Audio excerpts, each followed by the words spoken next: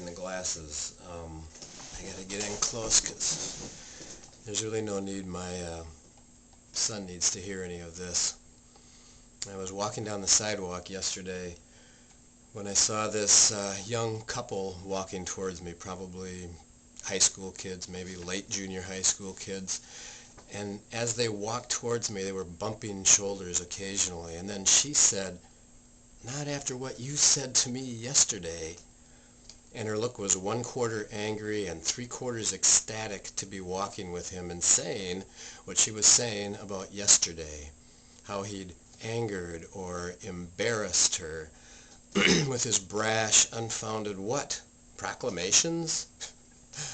And I wanted to say, oh, for God's sakes, just this morning I found blood in my urine, and you're worried about some clumsy, erroneous, and possibly misheard thing he said yesterday? And you're all of what, 15 years old, for Christ's sakes? But I didn't. Obviously, by the way they ran into each other, they were on their way to a house where no one was home. And so instead I just said, when you get there, why not, instead of worrying about what he said yesterday, why not just jump onto his bones? Why not throw him down on a carpet and show him what it feels like to really come home?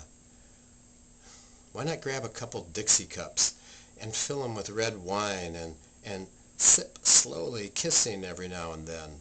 Why not sit down on a couch close together, throw a comforter over your laps, hold hands underneath it, and then do anything else sitting there like that, even if it's only watching television?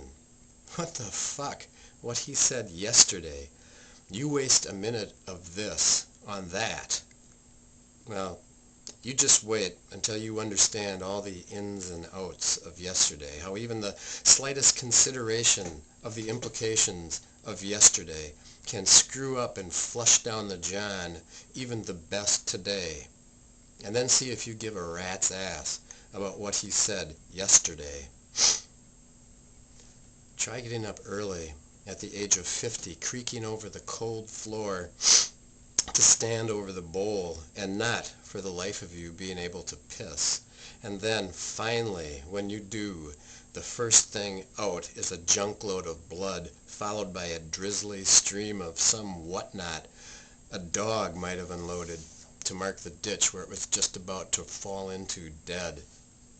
And then look at this fresh boy, the blood bona fide and flush all the way through him a walking advertisement for the benefits of this kind of hot blood, his hair full of shine, the flesh of his fingers taut, malleable, the water-rich, his agony pure, his trembling circumstantial, his neck full again of more of this gamine, hot, red blood, his potential a riot, his ass firm and available, his gait full of swing, lips that have landed maybe twice, maybe once, maybe never at all on any of your friends. God damn, and you want to waste your time on what he said yesterday? And only because he's so goddamn obviously embarrassed by you. He's that new. God, what that will mean to you even a few years from now, to have a boy like that next to you who's just on the verge, so bursting with succulence you could almost pick him right up off the ground and stick him, well, and he's right this second bumping into your shoulder. So think hard, if you have to, about yesterday, and then get the hell over it, and to that house you'll never see again, and laugh at him until he knows that nothing he does could be any sillier, any stupider than what he's already done. Get him to understand that he's already made all the mistakes it's possible for a boy like him to make. And so that's it then. No one in this room's got anything to lose, and that's how the rest of this afternoon should go down.